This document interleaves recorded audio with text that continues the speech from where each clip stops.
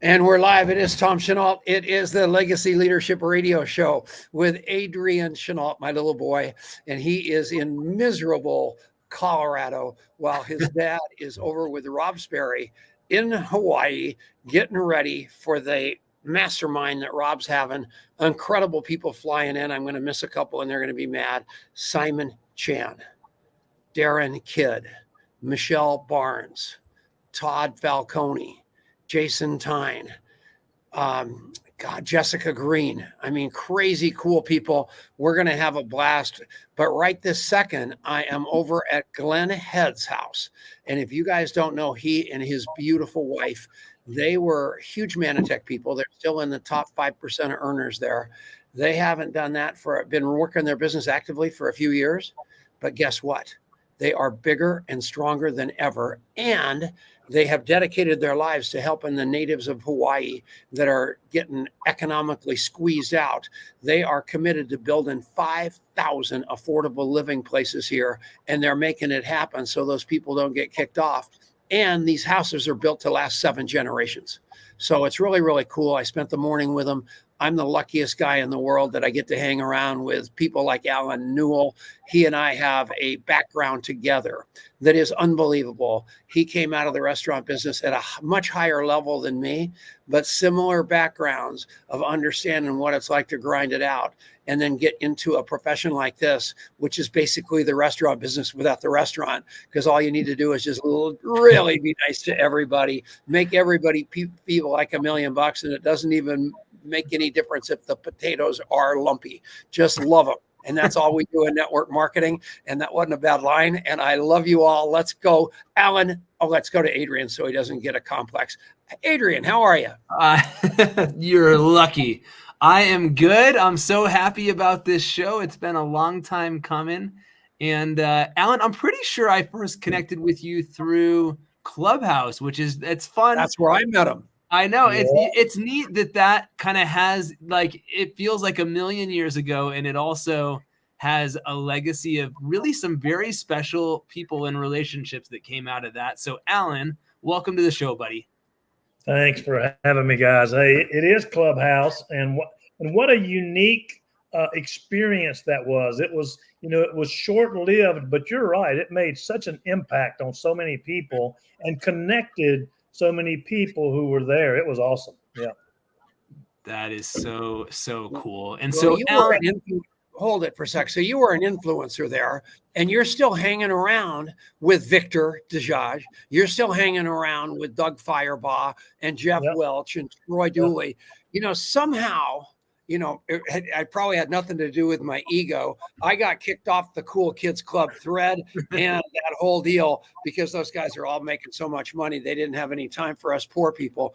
But it's just exciting to see you just have that. And the one that was running around with Brett Matheny, the girl. What was her name? Oh, gosh. Was it? I can't think of her name. I will in a second. But, man, it's just cool. So back to you, Adrian. I interrupted. That's all right. That's great. So, Alan, I love my dad alluded to this at the beginning. You have a restaurant background at a really high level. And I know that was in your DNA for a big part of your career. So tell a little bit about that story and how you think that prepared you for what you ultimately are doing today. Yeah. Thanks. The restaurant business, I started out in the restaurant business at 19 years old when I was going to college, and I did it for extra income. And I remember sitting in the back at 2 a.m. washing dishes. I was washing dishes. I was making food. I was the cook, and so,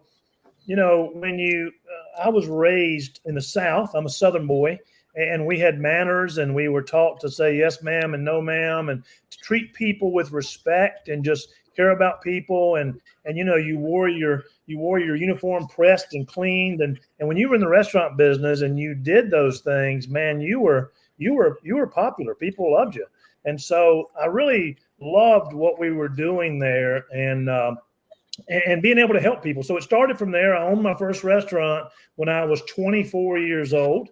And so I learned that, in the customer service business, and Tom, you can relate to this, taking care, your customers are everything to you.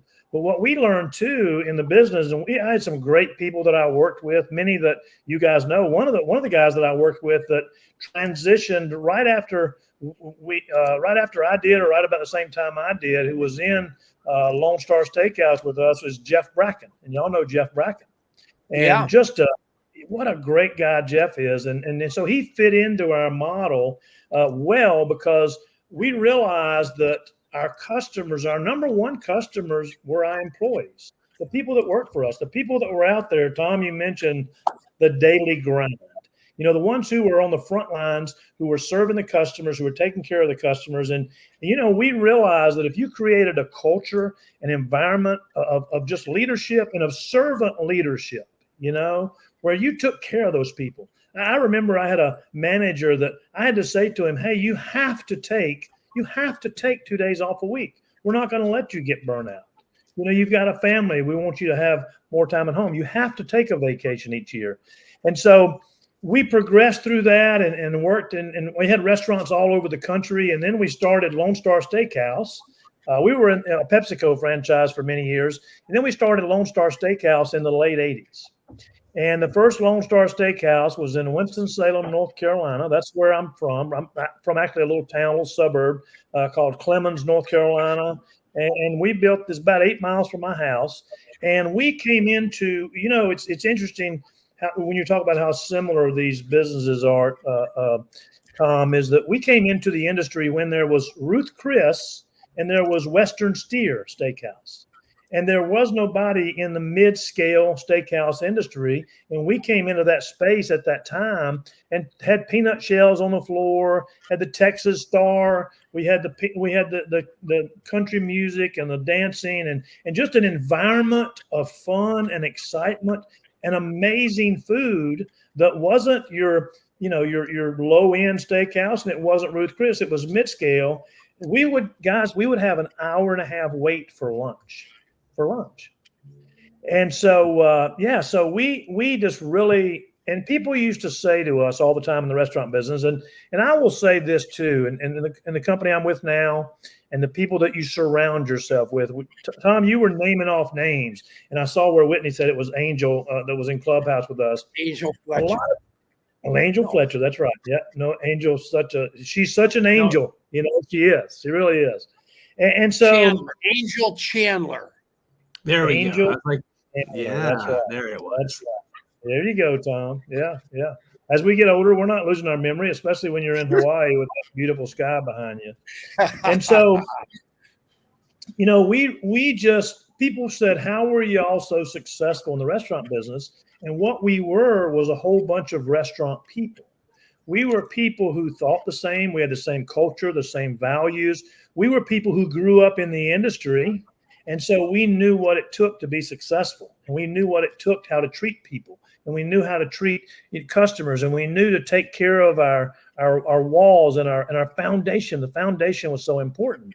And so then when you talk about Adrian transition over to this industry, it took a little bit. I tell you, and if you've been in the corporate world, it was different. Those were employees, and we paid them, by the hour, or paid them salaries to work for us. But here with a volunteer army, everybody out here is a 1099 independent contractor, of volunteer army. So being that servant leader and having that passion for helping for people really resonated in this business for me. And that's what I love. I love being able to help people be successful.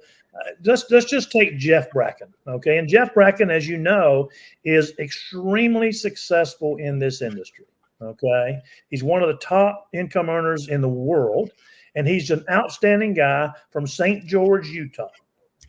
Wow. Jeff came to us, and he became an assistant manager in one of our restaurants. Then he became a manager. And then he became an area manager, and then a district. See, we promoted from within, and we looked for quality people like that had a that had a fire in their belly to want more, that wanted to do more, that had the desire that fit with our culture of, caring and sharing, loving people, servant leadership. And he's a classic for that. And he fit our model so well that he ended up, when I left Lone Star Steakhouse, I went with a company called NPC International. They were the largest PepsiCo company PepsiCo franchise in the world. And when I left, they brought me in to run their business for them. When I left, we had 653 restaurants. So Jeff started out in St. George, Utah, in one of our restaurants. And when I left Lone Star to go over to NPC International, Jeff took over as vice president of operations for Lone Star Steakhouse. Now think about that. Think about that. A guy from St. George, Utah, who came out of college, started out as an assistant manager, and we just groomed everybody. And that's exactly what we do here. In this industry, as you know, Tom, you've been around a long time, it's finding those people that have a fire in their belly, people that want more, not only for themselves, but for their family and for other people, that are servant leaders, that care about people, that have a true passion for what they're doing, for the industry that we're in. And when you find those people, man, when you latch onto them and you plug them in, amazing things happen. Amazing things happen. So that's how I transitioned over from restaurants to this business. And it was just a good fit for me, because I do love helping people. A system that I use now is I'm always telling people, look, it goes back to what Jim Rohn said. If you help enough other people get what they want, you can have anything you want in life. And that still rings, no matter what happens in the industry, no matter what happens. Now the big thing is, as you know, with NowSite, AI. Hey, look how much different our industry is today than when it was, and Adrian's just a young pup. But Tom, when we started years ago, and we were chasing people down in the stores, handing them CDs and cassette tapes and DVDs. Remember those days? And so, but here's the thing. It's still the same. If you still have that same passion and that same desire for helping other people, and I call it a guy that I worked with in North Carolina who was a bricklayer. He said he laid rock. Laid rock. He said, Alan, I'm just a guy from King, North Carolina. I don't have any college experience. I went into the Marines for 2 years. He said, I've been laying rock. He was a stonemason. And he said, can somebody like me have success in this business? Can somebody like me with no education and just, and he was just a super guy who had a true passion for helping others. You know what I mean? I know we got to take a break. Yeah, that's right on. We got to go to a quick break. So let's do that. We are coming back right after this on the Legacy Leadership Show. You realize that might be our last break. Might be. Today might be the last day of the breaks. We don't know yet. We might have big news coming, but we might be just strictly a podcast. Pretty cool. Okay, Adrian. I heard you talking about that last week with Ray. Isn't that cool? Yeah. All right. We're bringing it back. Hold on one second. And we're back. Welcome back to the Legacy Leadership Show with Adrian Chenault, Tom Chenault, and our guest, Alan Newell. We were talking before the break about his background in the restaurant business and the way that he transitioned out of that into network marketing. And there's a couple of things that you said along the way that I think really hit home for me. One, you gave the amazing famous Jim Rohn quote about helping enough people get what they want and you're going to get what you want. And I think that rings true. But I think another one that really stands out to me that spans across the restaurant world and the network marketing world is it's really everything is about the way you make people feel, right? Yeah. The food, your food might be mediocre, whatever it is, but if you can make people feel welcome, if you can make people feel a certain way, they're going to come back over and over again. And that's something that is very true in the restaurant world. I know that I oftentimes make choices more based on that, where I'm going to feel welcomed and what it's going to be like to go there than necessarily the food or the price or anything else. And that's certainly true in network marketing too. And Dad, you did this from the very early days. And it's something that I think is a hallmark of everything you did, is focusing in on how you make people feel as really the key to success, right?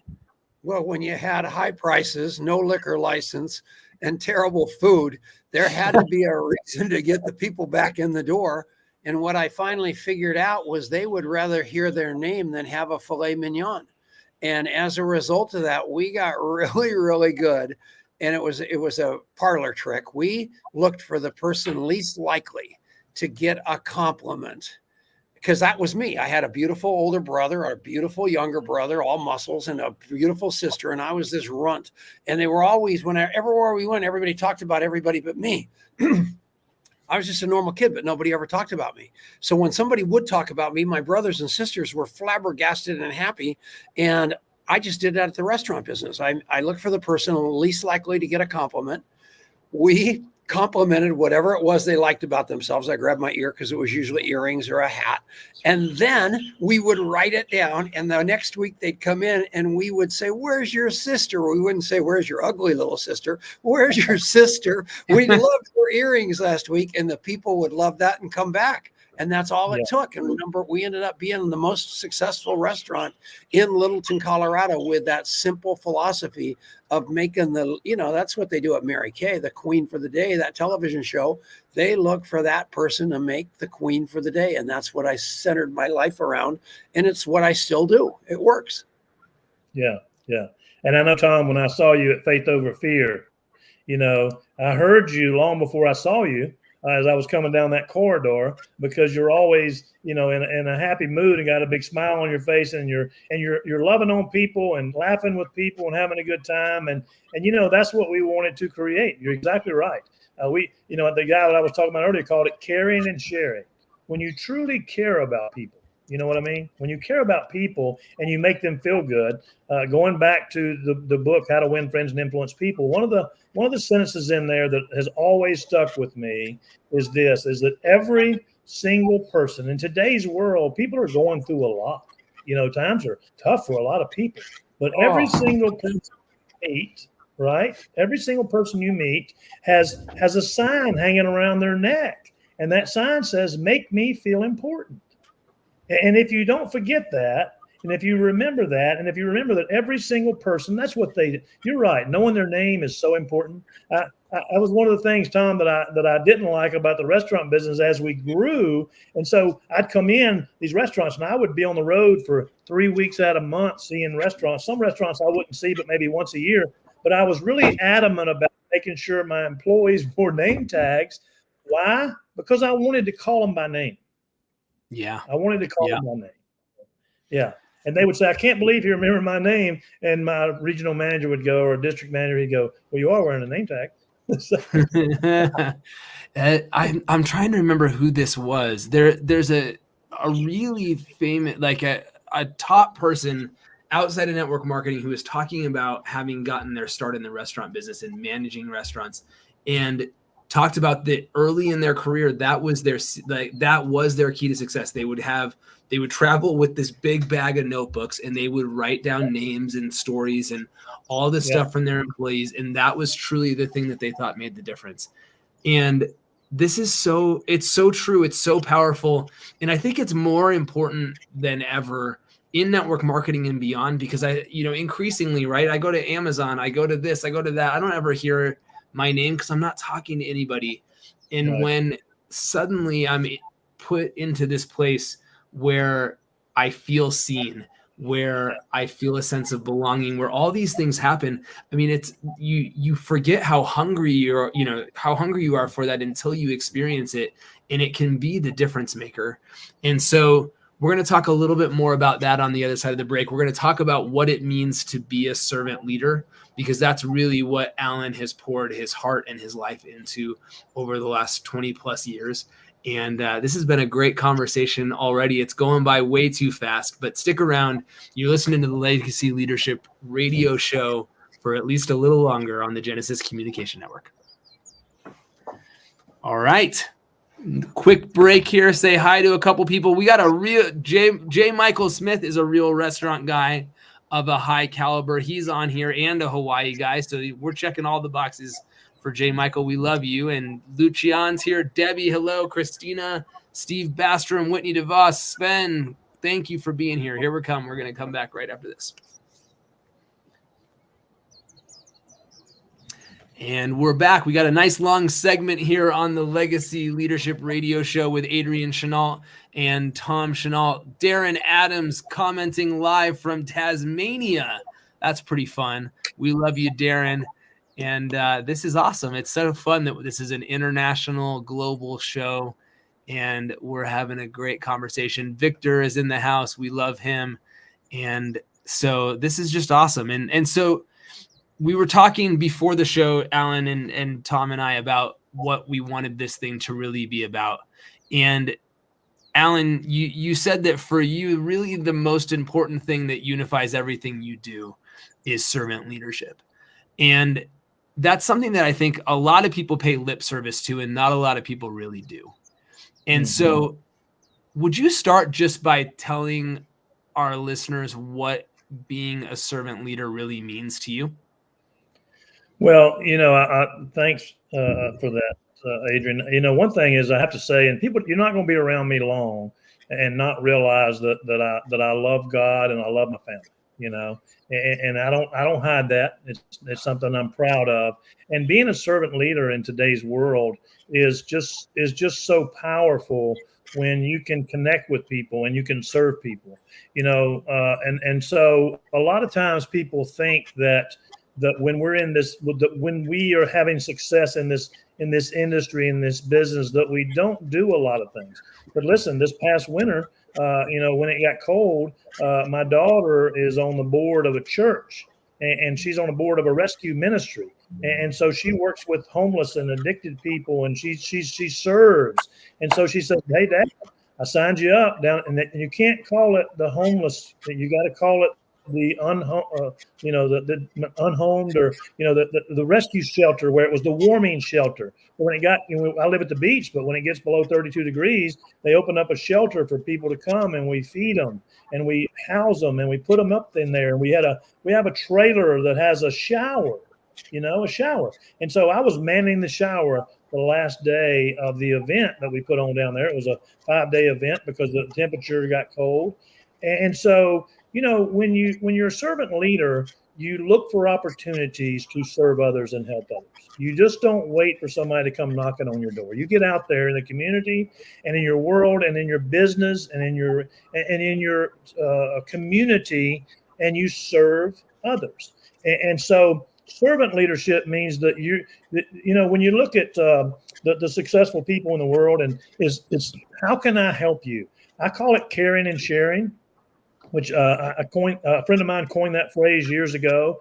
When you truly have a passion, there's people in this industry who are there for, well, they don't survive long. It's interesting when you see people who come in this business and they're here for the money, and they're here. They struggle, because people can see through that. But when you meet people who have a true servant heart, a true leadership, who are people who servant leadership means that. Here's a statement that I like to use is this, and this, I noticed this with Tom, and I heard this a lot at Faith Over Fear with Tom, is when the greatest, I relate this to you, Tom, okay, because people who know you and don't know you, and I know Adrian works his tail off with you guys, and you've made a lot of transitions over the past 2 or 3 years, but here's the thing, everything you transition to is serving and helping others.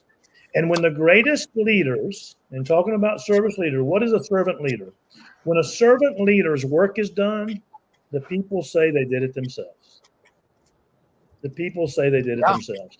And that's what our role as servant leaders is to create other leaders, to create other people, who create success with them, to build their competence, to build their talent, to build their ability, so that you can duplicate and be able to here's the thing. When we're standing in the back of the room at the upcoming event, and we're standing back there and we go, oh my gosh, who is that on stage? Who is it? See, that's when you've created real leadership, is you go, who is that on stage? And they go, oh, you remember Susie, and Susie recruited John, and John came on and brought Timon, and they were from wherever. I mean, as you say, we're international today.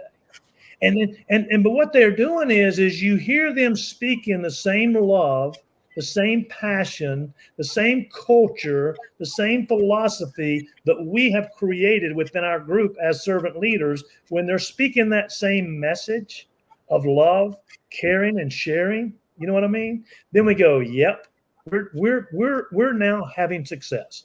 That's what success is, in my opinion, in this business, is creating other servant leaders and creating people who want to help others and helping them become leaders. What do you think of that, Adrian? I think that's totally right on. And that's, for me, the standout quote is, if you did it right, they'll think that at the end of the equation, they'll be the ones that thought they did it.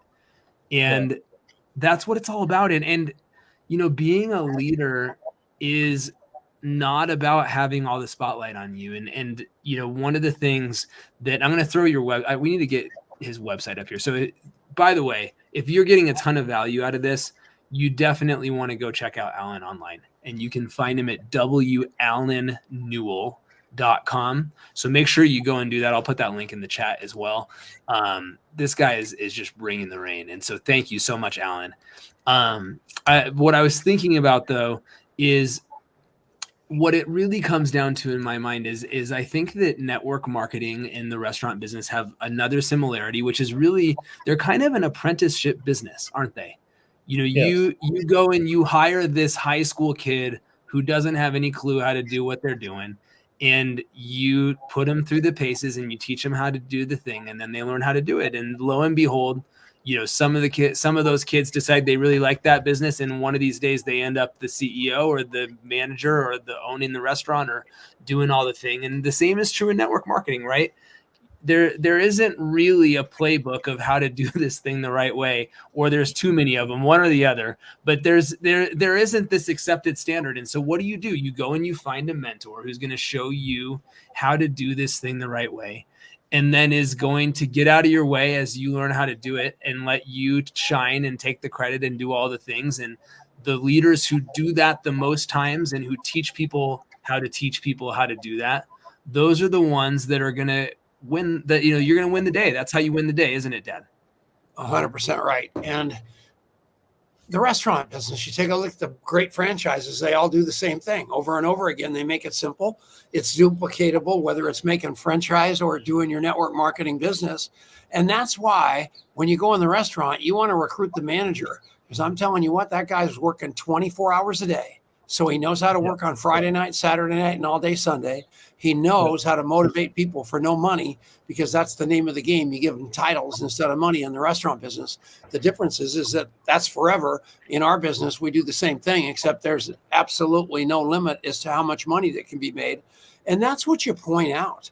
And, you know, Adrian, you said that's a great training ground.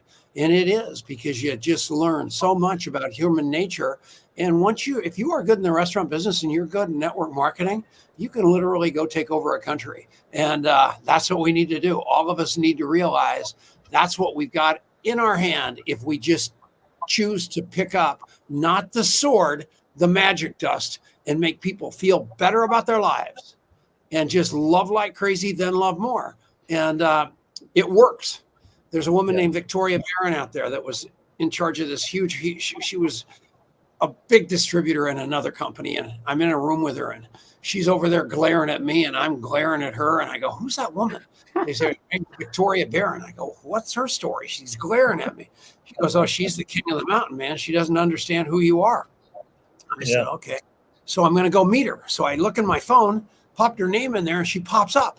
And so I walk over there, and she sticks out this ham of a hand. She goes, Tom, nice to meet you. I go, nice to see you, Victoria. She goes, see me? What do you mean? I go, we met like 10 years ago in Colorado Springs. You were there for that convention there, and you had your husband Iggy with you, and you guys had a booth for Limu. Do you remember me?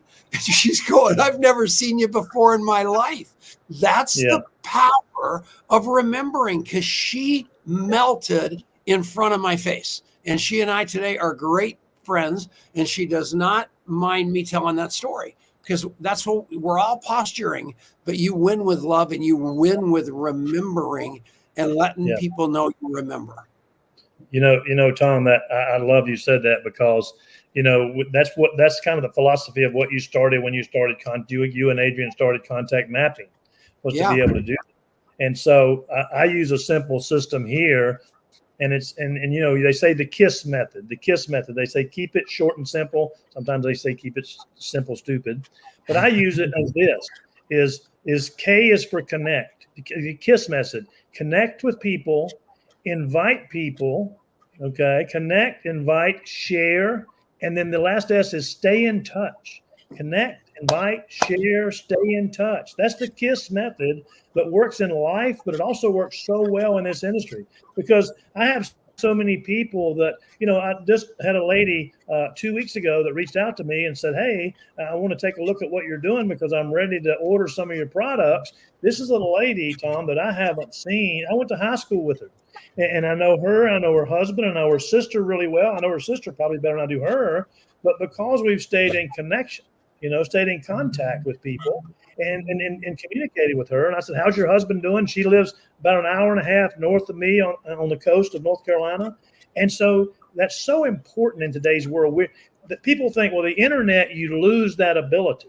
Well, of the socializing, of the neighborhood, of that community feeling. But the fact of the matter is there's just more ways now to do it. To connect, invite, share, and then stay in touch. So this is a public service announcement from Tom Chenault. You don't like me. I haven't talked to you for 5 years. Your little derelict kids are graduating from high school. I've known them for 10 years. I haven't heard you. And instead of having your kid call and send me a thank you note, or a graduation announcement, you send me a text message asking me to give that kid money, for which I won't even get a thank you note. And I haven't heard from you in 5 years.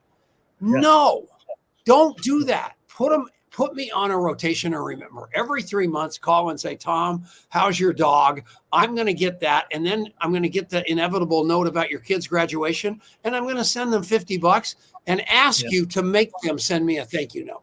I'll trade you $50 for a thank you note, just because it's a life skill you need to know.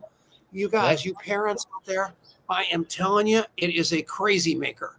Weddings, all of it. Nobody, Girl Scout cookies.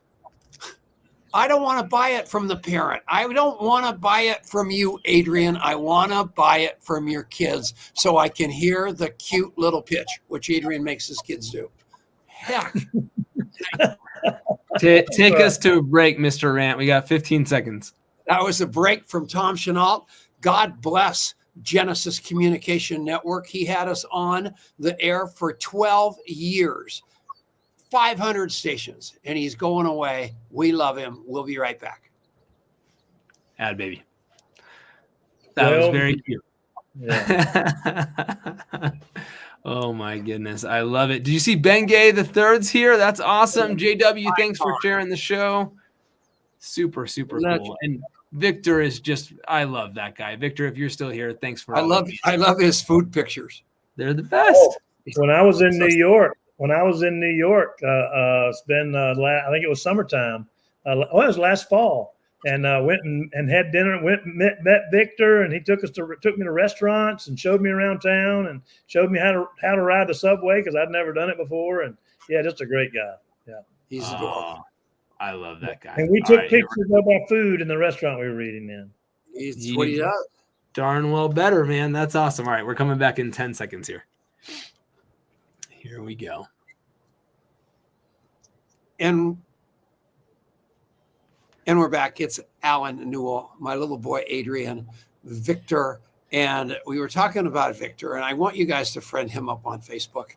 He is one of the most powerful motivational speakers and trainers you're ever going to meet. And you are going to interview him with your eyes, and you're going to look right past him, because he's usually sitting with a plate of chicken noodle soup or mashed potatoes. He's adorable. His heart is everywhere. And I love you, Victor. And I just want to give you a shout out. We need to get you on this show. Your friend Alan Newell is here.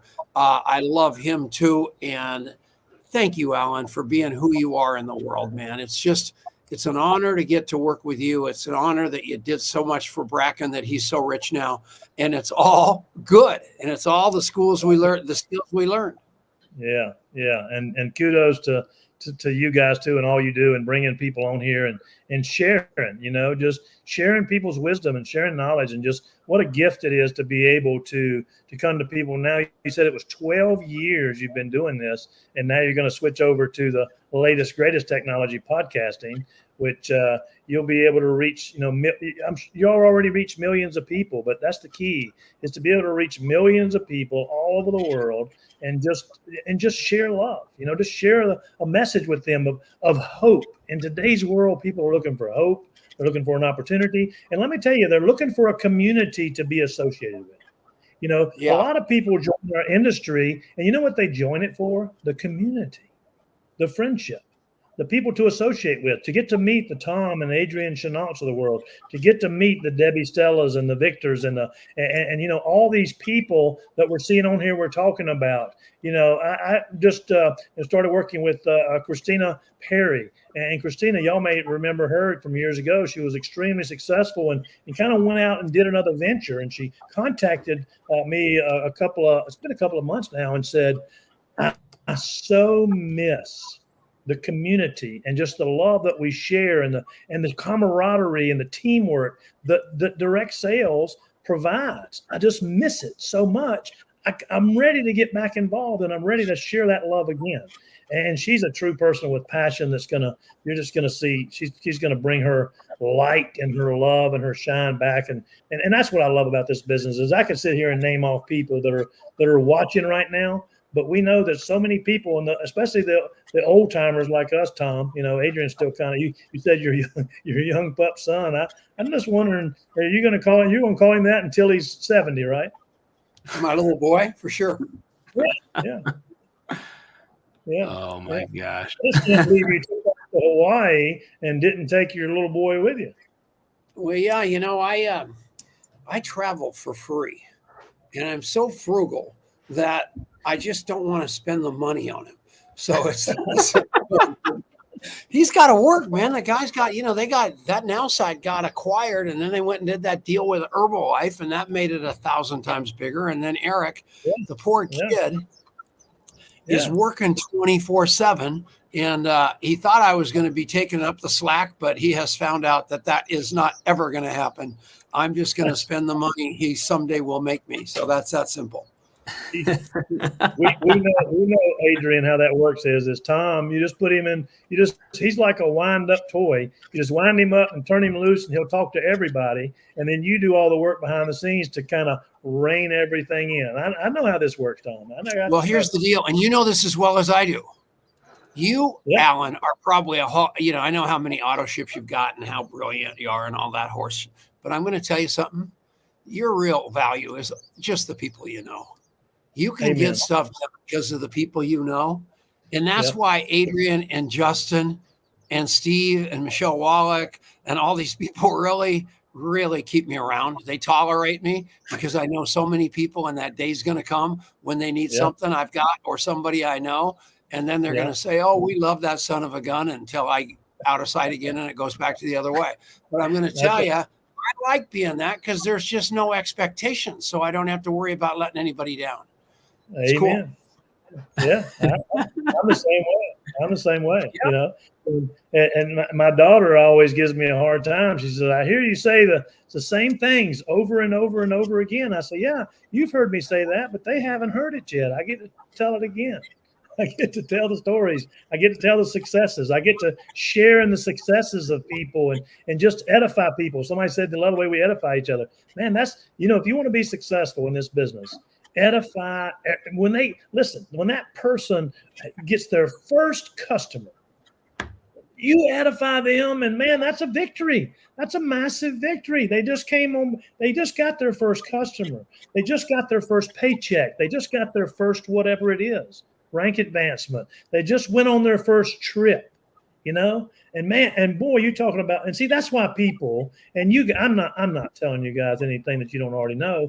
That's what people love about this industry. Because when you're around the right people who are caring and sharing and who are servant leaders and who love and love on you and care about you, man, there's just not a better feeling in the world. I like to say this, and you mentioned it earlier. It doesn't matter whether you're from Yale or jail. You see, it doesn't matter what your past is. It doesn't matter whether you're coming through AA or whether you're coming through, whatever you've done. If you picked your stuff up by the bootstraps, military people, if you're looking for a community, if they're looking for somebody where they can be and create a home and all about environment and have people that love on them and care about them, that's where this business is. That's where this industry, that's what it's all about. Yeah. Yeah. Sherry Lynn knows. If you're having trouble making network marketing, you need a checkered past. So go rob a bank, get caught, get out of jail, and come. So I'm telling you, the stories are what sell. And that's that simple. And the checkered past, I would be nothing without my checkered past. Amen. Get drunk like gutter. It's that simple. And here we are. So all of you, stop, make your worst nightmare your best story. That's all it boils down to. None of us are here because we were singing too loud in the choir. And I'm 73 years old, and it's been over 50 years since somebody looked at my report card. Thank God.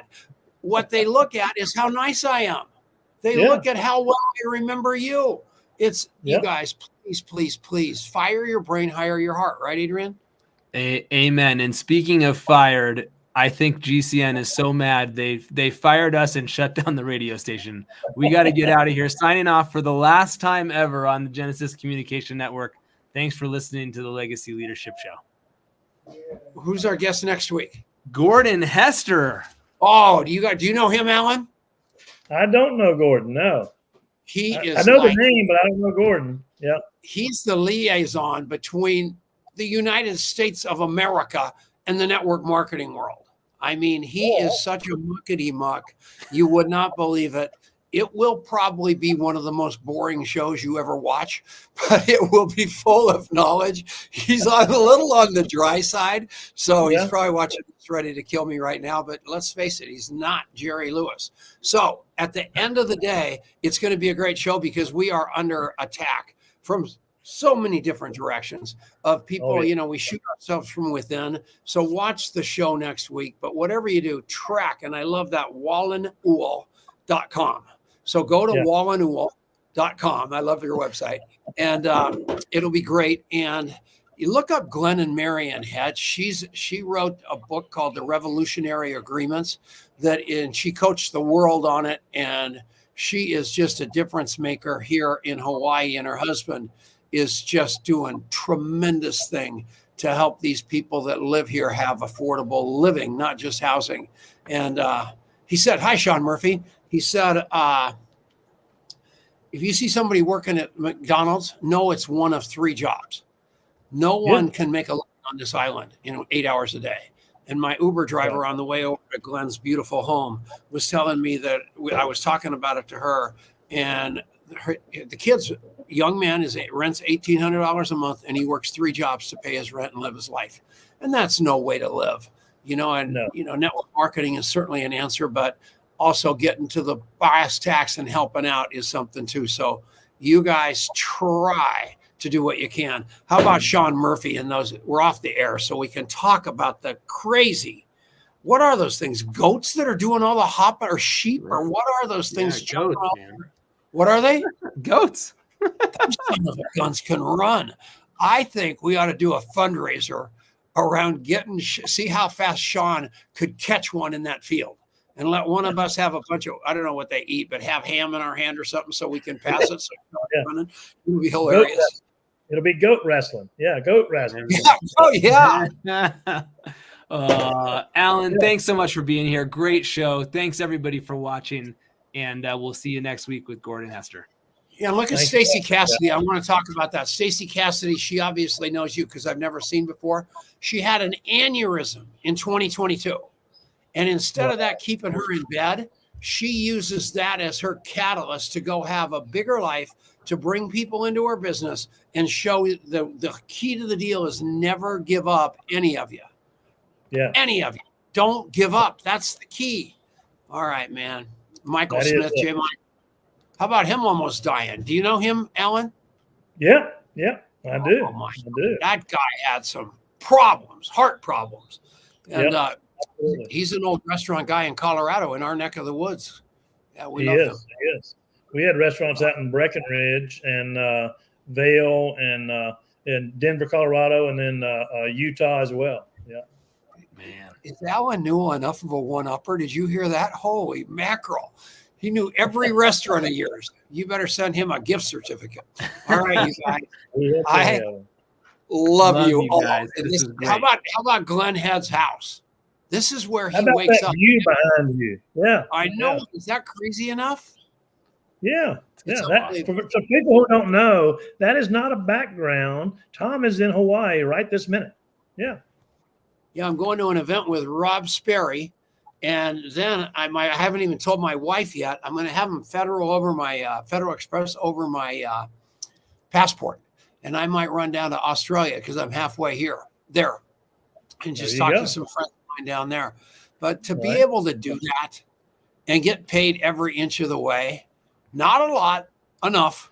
It is unbelievable, and all it takes is the same kind of work that we put in the restaurant business at the very beginning and there's no cap on how much you can make. That's why That's right. Alan's so happy. All right, man. I love you guys. Thank Love you. you guys. Awesome. Thanks. See you next time, everybody. Bye-bye. Love you.